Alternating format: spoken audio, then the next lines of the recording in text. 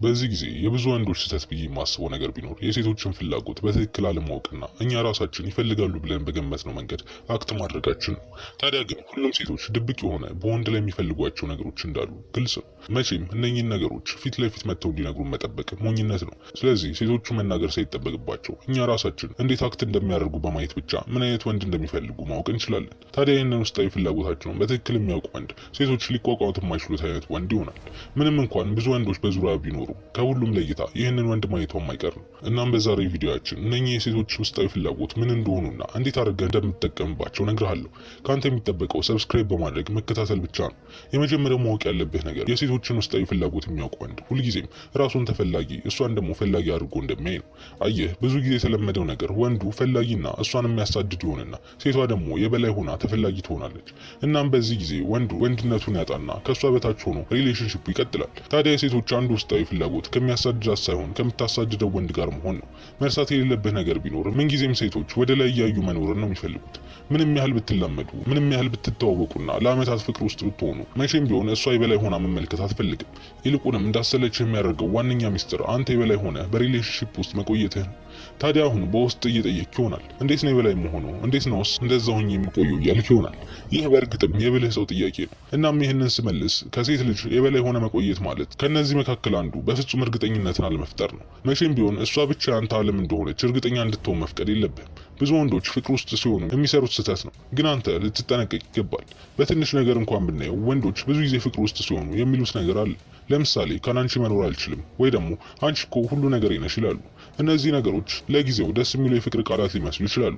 እናም እሷ መልሳ ልትለው ሁሉ ትችላለች። ግን መቼም እንዳትሸወድ፣ እነኚህን ነገሮች ስትላት ለጊዜው ደስ ቢላትም እርግጠኛ እየሆነች ትመጣለች። ከሷ የትም እንደማትሄድ ሁልጊዜም በሷ ዛቢያ እንደምትሽከረከር እርግጠኛ ትሆናለች። ስለዚህ በፍጹም እሷን እርግጠኛ የማድረግ ስህተት እንዳሰራ። እዚህ ጋር አንድ ማለት የምፈልገው ነገር ቢኖር ሴቶች እወድሃለሁ ቢሉ ካላንተ መኖር አልችልም ቢሉ አትመናቸው። እየዋሹ ነው እያልኩ አይደለም። ነገር ግን በዛሽ ቅጽበት በሚሰማ ስሜት ብቻ እንደዛ እንዳለች አስብ። በዛ ባለችበት ሰዓት የምርም ከልቧ ሊሆን ይችላል። ነገር ግን ስሜቷ ትንሽ ሲቀየር ያንን ቃሏን የምትጠብቅ እንዳይመስልህ። ስለዚህ እሷም እኮ ትለኛለች ብለህ እንዳትሞኝ። ሌላኛው የስሜት የበላይ የሚያደርግህ ነገር ደግሞ አንተን የማጣት ፍርሃት ሲኖራት ነው። ማለትም ነገ ተነስተ መሄድ እንደምትችልና የመሄድ ሙሉ ኃይል እንዳለ ልታሳየት ይገባል።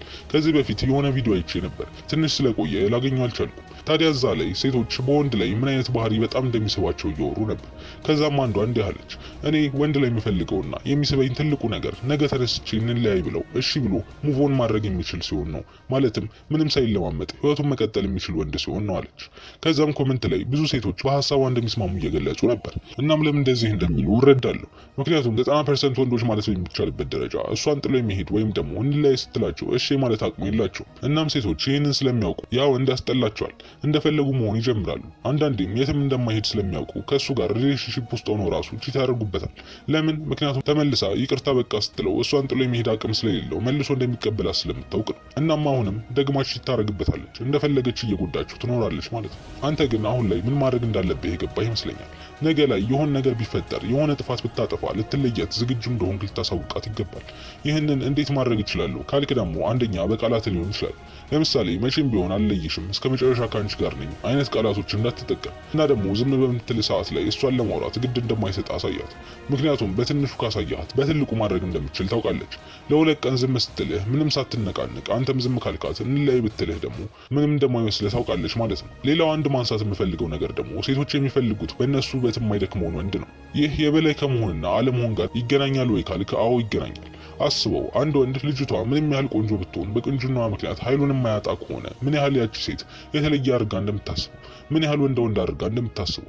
እናም ባጭሩ የእሷ ውበት፣ የእሷ ሰውነት፣ የሚያምረው ፈገግታዋ ለአንተ ግድ ሊሰጥ አይገባም። እናም ያ ሁሉ ወንድ የሚያደንቅላትን ውበቷ ከምንም ሳትቆጥረው ስትቀር ያኔ በአይምሮዋ አንተን ተፈላጊ አድርጋ ትስልሃለች ማለት ነው። አሁን ዋና ማወቅ ያለብህ ቃል ሃይፐርጋሚ ነው። ሁሌም ስለ ዴቲንግ ስታስብ በአይምሮህ መምጣት ያለበት ይህ ቃል ነው። እናም ሃይፐርጋሚ ማለት እስካሁን ስናብራራው የመጣ ነው ሀሳብ ነው። እናም ባጭሩ ሴቶች ምንጊዜም ከነሱ የበላይ የሆነን ወንድ ሲፈልጉ ነው የሚኖሩት። ይህንን ፍላጎታቸውን የሚያሟላውን ወንድ ደግሞ ሲያገኙ ከሱ መለየት በፍጹም አይፈልጉም። አሁን ባጭሩ ይህ ሴቶች ከልባቸው የሚፈልጉት ወንድ ምን አይነት ባህሪያት እንዳሉት እንመልከት። የመጀመሪያው ሊኖረው የሚገባው ባህሪ ጥንካሬና ደህንነት የሚሰጥ አይነት ሰው መሆን አለበት። ጥንካሬ ስል አካላዊ ብቻ እያልኩ እንዳልሆነ ትረዳኛለህ። ከዛ ይልቅ ዋናው ነገር ስሜታዊ ጥንካሬ ነው። እንደምታውቀው ሴቶች ከወንዶች አንጻር ደካማ ናቸው። በትናንሽ ነገሮች ቶሎ ይሰበራሉ። ያ ብቻ ሳይሆን አብዛኛውን ህይወታቸውን ክፍል ካጠገባቸው የሚያግዛቸው ጠንካራ ሰው ያስፈልጋቸዋል። እንደ ምሳሌ ብናይ እንኳን በእርግዝና ጊዜ ሴቶች በጣም ተጋላጭ ናቸው። እናም በአጠቃላይ ደህንነት እንዲሰማቸው ይፈልጋሉ። ስለዚህ ምንጊዜ የሚመርጡት ወንድ ደህንነት እንዲሰማቸው የሚያደርጋቸውን ወንድ ነው። ይህንን ወንድ ደግሞ እንዴት ነው የሚለዩት ካልከኝ ለነገሮች ባለው ምላሽ ነው። ትንሽ ነገር ሲያጋጥመው እንዴት ሪያክት እንደሚያደርግ በመመልከት ነው። ለምሳሌ የሆነ መጥፎ ነገር ሲያጋጥመው የሚያለቃቅስና ምን ላርግ እያለ የሚያላዝን አይነት ወንድ ከሆነ ያንን ወንድ በፍጹም እንደ ጠንካራ ወንድ አትመለከተው። ነገር ግን የተለያዩ ችግሮች ሲያጋጥሙት ተቋቁሞ ማለፍ የሚችለውና ቶሎ የማይነቃነቀውን ወንድ አብዝተው ይፈልጉታል። ምክንያቱም በኋላ ላይ የሆነ ችግር ቢያጋጥማቸው መቋቋም ከሚችል ሰው ጋር እንደሆኑ በደንብ አረጋግጦላቸዋል። ሁለተኛው ባህሪ ደግሞ በራስ መተማመንና መሪነት ነው። ይህ ማለት ጉራ አይደለም። አሁን አንዳንድ ጊዜ የሚባል ነገር አለ። ሴቶች ጉረኛ ወንድ ይወዳሉ ወዘተ ይባላል። ነገር ግን የወደዱት ጉራውን ሳይሆን በዛ ውስጥ ያዩ የመሰላቸውን በራስ መተማመኑ ነው። አየህ፣ አንተም ጉረኛ መሆን ሳይጠበቅብህ በራስ በመተማመን ብቻ ከሁሉም በልጠ መታየት ትችላለህ። በራስ መተማመን ማለት ሌሎችን እንዲያርጉ አታርጉ ማለት ፈላጭ ቆራጭ መሆን ማለት አይደለም። ይልቁንም ራስን ማዘዝና መምራት መቻል ማለት ነው። ከአነጋገር ጀምሮ እስከምትወስናቸው ውሳኔዎች ድረስ ለማንም ብለህ ሳይሆን ትክክል ነው ያልከውና ያመንክበትን ነገር ማድረግ መቻል ማለት ነው። እንደዚህ አይነት ወንድ ስትሆን ናቹራሊ ሰዎች በአንተ ይሳባሉ። ሴቶች ብቻ ሳይሆኑ ወንዶች ራሱ ለአንተ ያላቸው ክብር ሲጨምር ትመለከታለህ። ሶስተኛውና ዋነኛው ባህሪ ደግሞ ዓላማ ያለው ወንድ መሆን ነው። በእርግጠኝነት ይህን ሀሳብ ብዙ ጊዜ ሰምተዋል። ነገር ግን ምን ያህል ለሴቶች አስፈላጊ እንደሆነ የተረዳህ አይመስለኝም። ምክንያቱም ዓላማ አለህ ማለት በሴቶች አይን የሆነ ቦታ እየተጓዝክ እንደሆነ እየገነባህ እንደሆነ ነው። እናም ህይወትህ የሆነ አይነት ሚኒንግ አለው። ታዲያ ሴቶች የዚህ ህይወት አንዱ አካል ለመሆን ይጓጓሉ። እናም ለዓላማ ስትለፋ ሳዩ ይበልጥ ወደ አንተ ህይወት ጠልቀው እንዲገቡ ይገፋፋቸዋል። ዋናው ነገር አሁን ላይ ሀብታም ሆነ ተሳክቶን ለማሳየት አይደለም። ዋናው ነገር ዓላማ አለህ ወይ፣ ለዛስ ዓላማ እየሰራህ ነው ወይ የሚለው ነው። እሺ፣ አራተኛው ነገር ደግሞ ከእሷ ጋር ስትሆን ሙሉ ጊዜንና ትኩረትን ሰጣታለህ ወይ የሚል ነው። አየህ፣ ሴቶች ከአንገት በላይ የሆነ ነገር አይፈልጉም። እናም ከነሱ ጋር ስትሆን ሙሉ ትኩረትን መስጠት እንደምትችል ማወቅ ይፈልጋሉ። ከዚህ በፊት በሰራኋቸው ቪዲዮዎች ላይ ለምን ለሴት ልጅ ብዙ ትኩረት መስጠት እንደሌለበት ተናግሬ ነበር። እናም አሁን ከዛ ጋር አይቃረንም ወይ ካልክ አይቃረንም። ምክንያቱም እዚህ ጋር ሙሉ ትኩረትን ስጣት ያልኩት ልክ ለመስጠት በምታስብበት ጊዜ ነው።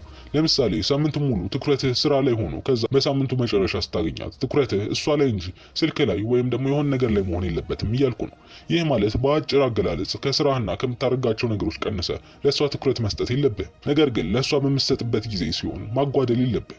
አምስተኛና የመጨረሻ ሴቶች አንተ ላይ የሚፈልጉት ባህሪ ደግሞ ሴክሹዋል ፍላጎትህ መቆጣጠር እንደምትችል ማሳየት ነው። ይህ ማለት ሴክሹዋል ፍላጎት አይኖርህ ማለት አይደለም። ምክንያቱም ይህ የተፈጥሮ ጉዳይ ነው። እናም ለእሷ ሴክሹዋል ፍላጎት ሊኖርህ ይችላል። ነገር ግን ይህ ለእሷ ያለ ፍላጎት በፍጹም እንዲቆጣጠር ልትፈቅድለት አይገባም። ይህ ከምልህ በላይ በጣም አስፈላጊና ብዙ ሴቶችን የሚስብ ባህሪ ነው። ስለዚህ ሰፋ አድርጌ ስለሰራሁበት ገብተህ መመልከት ትችላለህ። እናም ድጋሚ እስክንገናኝ ላይክ እና ሰብስክራይብ በማድረግ ይህንን ጠንካራ ቤተሰብ ተቀላቀል። እንዲሁም ከታች ባለው ሊንክ ቴሌግራም ቻናልን ተቀላቀል። ሰላም ሁኑ።